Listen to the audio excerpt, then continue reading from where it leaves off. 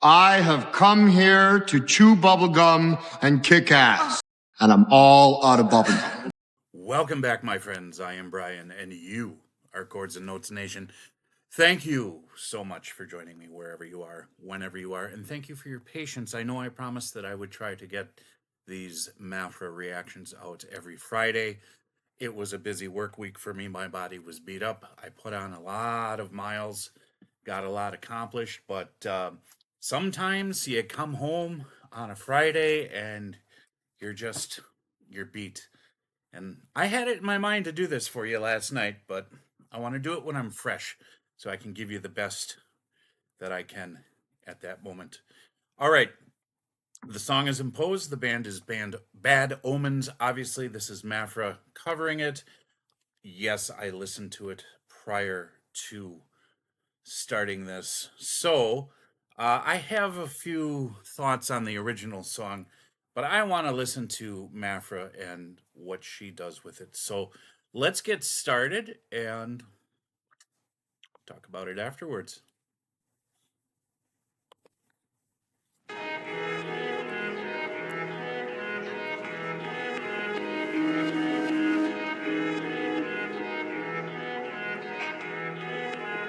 I'm losing my leverage, all of the evidence that I'm not just a fraud.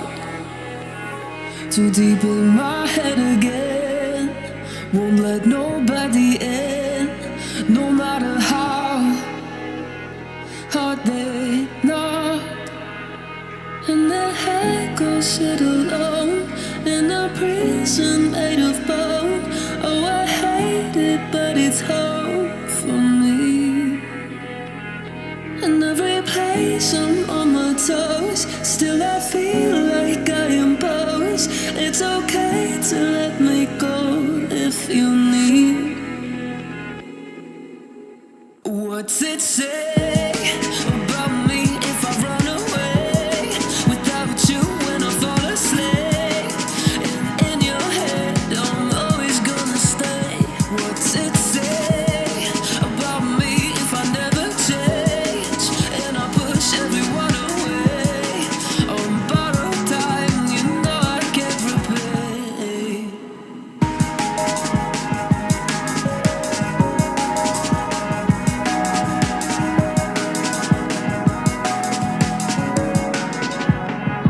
Oh, I tried to settle in a life of relevance, but I long to be lost.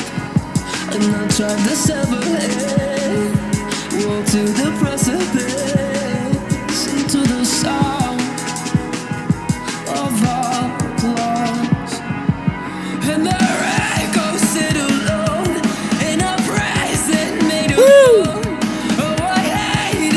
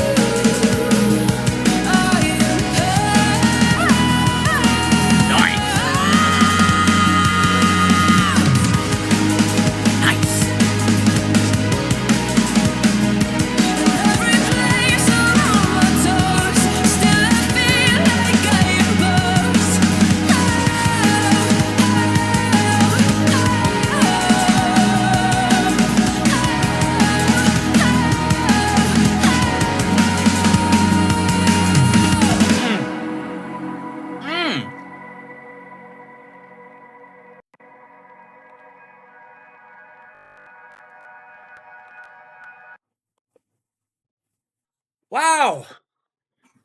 Wow, wow, wow, wow. Um, I have to say, out of the ones that I've reacted to of hers so far, I like this one the best. Not saying it's, I'm not saying this is the best one she's ever done. I personally like this one the best. Mainly because the way she inserted herself vocally into it, to me, was so much better than the original. Um, that's what I wanted to say about the original. Now, I'm not coming down on anyone. If you're new to this channel or you're not used to me, understand that I work from the philosophy that music listening is a subjective experience. What you get out of it is going to be different than what I get out of it. And this idea that I'm right and you're wrong doesn't really hold any water for me because it's a personal experience. Music is a personal expression, therefore, the listening experience is a personal catharsis as well.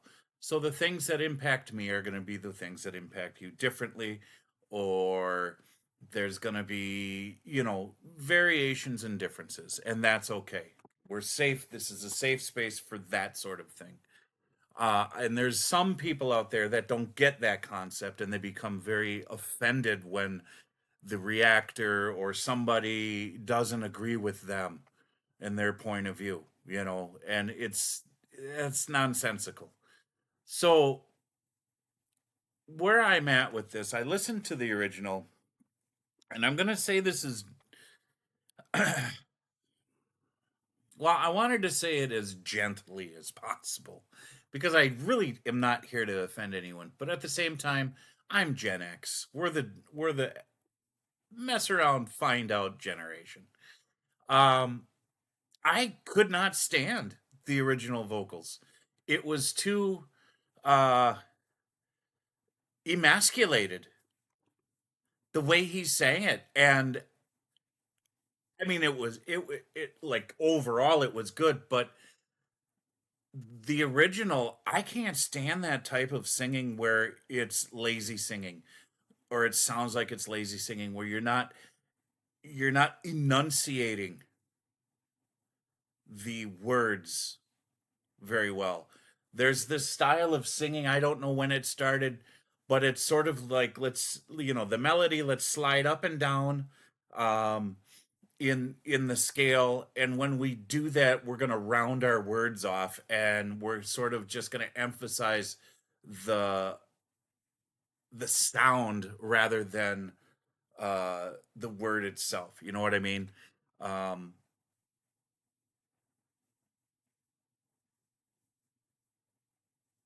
and I think what she did here is like her voice, I'm really really really really settling into it. I think it's a healthy voice. I think it's a robust voice. I think she's got a lot of control no matter what the intensity or the dynamic that she's using is. I like the fact that she brought her distorted, angry voice into it, but didn't feature it as like this is the shtick for this song. Because it's kind of become sort of a standard that I'm expecting this soft singing and then this angry voice. And the angry voice doesn't always have to be there. It's another dynamic that can be used to emphasize something emotionally within a song. And if it's done just right, then you appreciate it much more. It's like over seasoning something. If you're just tasting the seasoning, then you're not tasting the entree. Um, and I think she's got such great potential when it comes to her voice. There's this thick richness to it. There's this pinpoint accuracy with it, this control. You see this calm mastery that she has when she sings. She knows exactly what she's going to do and she executes it flawlessly.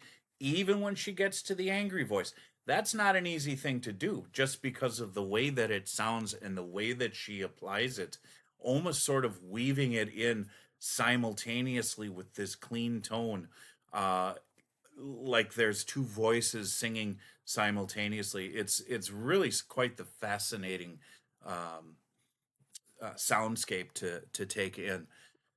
Whatever song this meant to her, whatever this song meant to her, obviously it meant something. So she brought it to life again um, through her own singing style.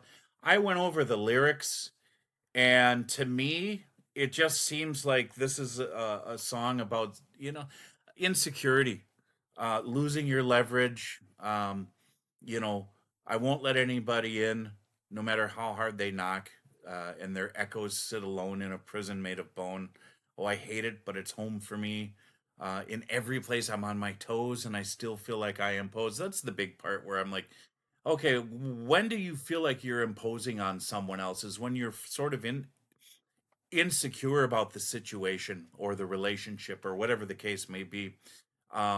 If you have any sort of self-examination filters that you can, analyze your own behavior, there is that feeling where, yeah, I'm imposing on you, but I don't know, you know, maybe, maybe this has to do with the overall career, musical career that Bad Omens has. Whoever wrote this song originally is Joachim Oscar, Patrick Carlson, Noah Sebastian Davis, Michael Matthew Taylor. So I don't know who is the actual lyric writer. Um, so it could just be a sort of a self-reflection over, um, this musical career and fame and that sort of thing, or it could also be something that's just a personal, internal bit of self-reflection. What's it to say about me if I run away? Without you when I fall asleep in your head, and in your head I'm always going to stay. What's it say about me if I never change and I push away everyone away on borrowed time I can't repay? So it seems to me that there's this insecurity, this unsettledness, this idea that I'm imposing on you and your life, your thought life, and it's an interesting uh it's an interesting thought. I felt that way in the past. Not so much these days, because I've just reached the age where I don't care. I don't care. Whatever. I'm done wasting my energy on things that are out of my control. Um, but anyways, back to Mafra. I think she does a really good job.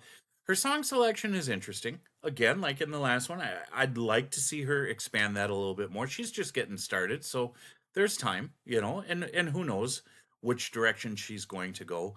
Eventually, if she does original stuff, I think it's going to be pretty phenomenal, because all of this is just really, really solid. But yeah, very cool. And sometimes when you hear someone with such a talent for singing, it makes you want to sing. I'd rather... Rather what? I'd rather just sing. Stop that. You're not going into a song while I'm here. That's all I have. That's it. Thanks for joining me, guys. I do appreciate you. I really do. God bless you. Jesus loves you. And I will talk to you in the next video.